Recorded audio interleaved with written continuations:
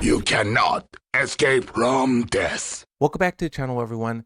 Today we're going to try to answer the question of who is the best Tekken player. I do want to say that this is not a serious or definitive tier list, and hopefully I don't hurt any feelings or step on any toes in the process. This is just a fun exercise of genuinely trying to answer the question without any bias, who is the best? And I just wanted to take a look at Wikipedia and some of the other sources of information that we have to see who has been the most dominant, best performing player throughout Tekken 7 and Tekken 8. Now, the reason why I'm focusing in on those two games is because I personally believe that Tag 2 and older Tekken games are different. It's a different game, different era, with a totally different tournament format, but then also there wasn't as much opportunity. Wasn't much opportunity for people to move around, people to get sponsored, and there wasn't as many evos and tournaments. So I feel like with all of those things, with all of those reasons, it's important to separate the two eras. And maybe if this video does well, maybe if you guys want it, I could try and figure out who is the best of that era. But focusing on Tekken 7 and Tekken 8,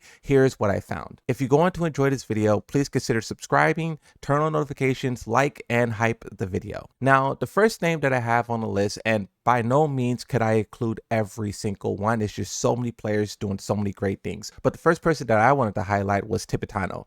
Tibetano has won 9 times during Tekken 7, and he definitely made a name for himself as one of the best players in EU. As for dominating on a global stage, the competition is just so compact, it's just so fierce, and he hasn't really had the opportunity to like secure a big victory like you would need to really proclaim best player in the world. I think that this player has a very bright future, and definitely along a couple other people's journey, he's put a stop to them. But as you will see on this list, there's been so many other people who's been really cutthroat, but I did want to mention the name. Now, another name that you guys probably hear a lot about is Lohai. Lohai is definitely one of the best Koreans, and whenever he shows up to the tournament, he is a force to be reckoned with.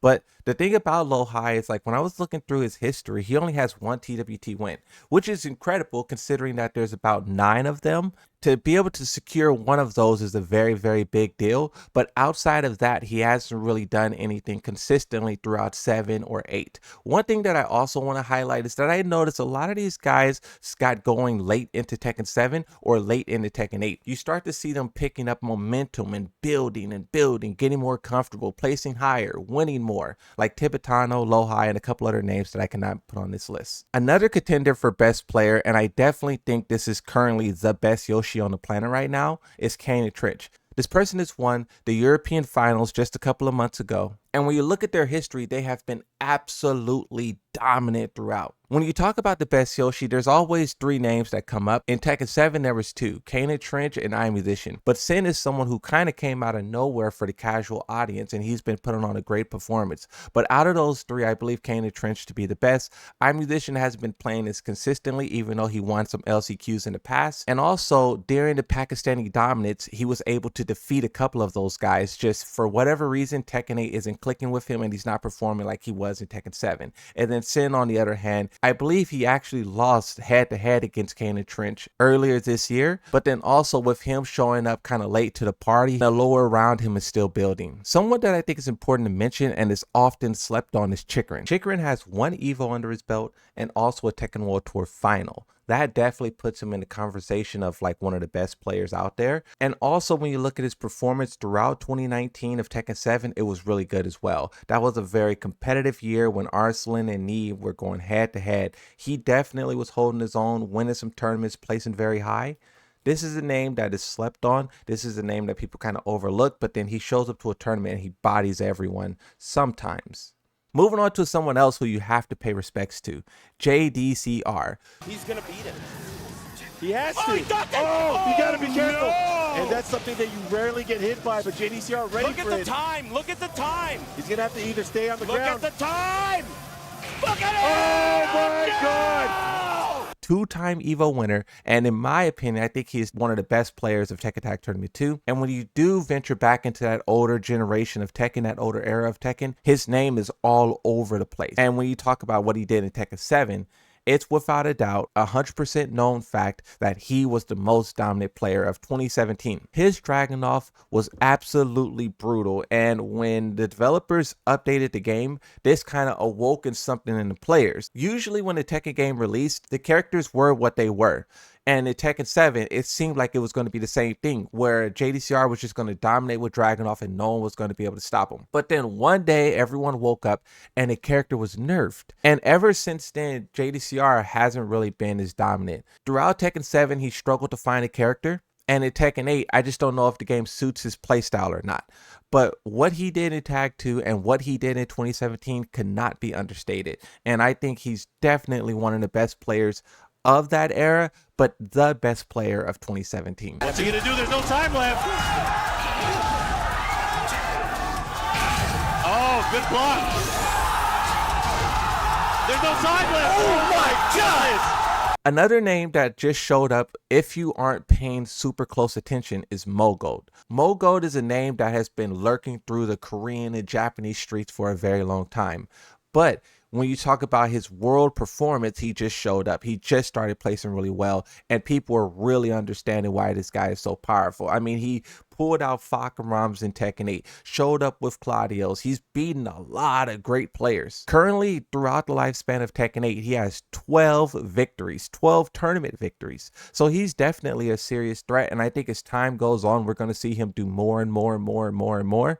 But for right now, with him showing up kind of late to the party, and a lot of these other guys got like 10 years of global experience on him, he's just someone you have to look forward to in the future. Well, it's like, even though we're discussing who is the best and who's not the best, so many of these guys were playing out of their minds, but then they just lose to this player, this mistake, this upset, you know? And this is what's really interesting about the whole conversation of who's the best, because, you know, when you look at the results of the tournaments, it says one thing, but when you know the history of the matches, when you kind of experienced it all, you know that there's so much more that goes into this. Now, another contender for best player, and I think this is a serious contender, you got to talk about Ranchu, the only person to ever win 2 Tekken World Tour finals. No one else has done it. And then also, when you look back throughout his history, he's won 20 tournaments in Tekken 7. This is also a player who showed up on the scene in Tekken 7 and caught everyone by surprise. His first Tekken World Tour victory was exactly that. Everyone was focusing on the Knee versus Kunan mini rivalry that was going on, and then Ranchu kind of being this underdog, playing a character like Panda, who everyone kind of ignores. He showed up there and he put on a performance, and he walked away a winner. And you can see that it's not luck, because all these years later, he's still a dominant force. Even though he's not playing the Bears, he's more so playing Fakamram now. You can see that the skill is still maintaining over time. Now, these final 4 or 5 names that I mentioned are serious contenders for the best players. And I'll start it off with Ulsan. Back-to-back EWC champion. There's only been 2, 24 and 25, and he's won both of them. Without a doubt, he is the highest paid Tekken player ever, because he's won 2 tournaments that gives away $250,000. And then also, if you look at his general performance throughout 2024, besides EWC, he was also winning a lot of other things, and he was just overall being very competitive. Not only is he in consideration for being one of the best players currently, but he's definitely the best player of 2024. Even though Ranchu won the Tekken World Tour finals of that year, that was really the only victory that Ranchu had. And then Arslan has less wins that year than Ulsan, combined with no EWC win. So I think it's right to give Ulsan the best of 2024. Now, when you talk about Atif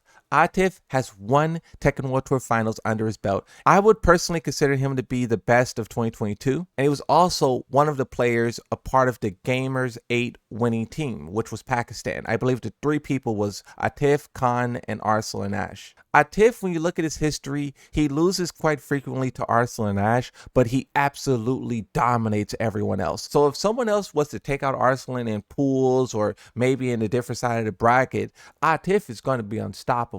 And we've seen this in 2024, where there was multiple EVO finals where it was Arslan versus Atif, and then Arslan comes out the victor. But those few moments when Arslan is not in Atif's way, he is dominant. Definitely the best performing player of 2022. Now, second to last, we have Knee. Knee is a 4-time EVO champion, and he has over 100 wins since he started competing in 2004. During Tekken 7 alone, he has 41 victories. And if you look at what he did in 2018, it was brutal. He was dominant. He was vicious. Definitely the best player of 2018. All of this lore around Knee is what set up for the rivalry between him and Arslan to be so vicious. Even though Knee struggled a lot in Tekken 8, the game changed a lot. Defense is radically different. I believe he even said the way to get better at Tekken 8 is just to turn off your brain and just kind of play like crazy. And it seems like that's working because the guy is performing so much better now. But when you go back to the Tekken before that, he was absolutely dominant. And lastly, Arslan Ash, the name that I mentioned probably about 7 or 8 times throughout this whole entire video. I personally think that Arslan, when you're talking about Tekken 7 and Tekken 8, the new era of Tekkens, I think that he's the best player. 8 EVO victories, 1 Tekken World Tour Finals, 29 Tekken 7 victories, and that was him showing up late into the lifespan. Knee was there for the whole entire time and got 41. He currently has 14 wins during the lifespan of Tekken 8. And not only that, I would say that he is the best player of 2023, best player of 2025, and also the best player of 2019. In 2025, he won 2 EVOs. There was only 3 of them that year. And he was also bodying people throughout the whole entire year as well. And then 2023, the guy was just putting on a magnificent display. This is when players were really scratching their heads trying to figure out how to stop him. And even to this day, he is an absolute force to be reckoned with. At EVO Vegas, soon as Ninja Killer got eliminated from the tournament, everyone started to get up and leave because they already knew Arslan was going to win it. You skip forward an hour or so later, he wins. So I think Arslan, without a doubt, is the best player in new era Tekken. But when you talk about who is dominating 26 right now, it's kind of tied because the year is still going on and it's not really over. But some names that's performing very well is Arslan Ash. Farzine is doing really well. Akari won EVO Japan. And also you have Kane and Trench. Let me know what you guys think down below. Don't forget to subscribe, like the video, and turn on notifications. Thank you for watching, and bye-bye.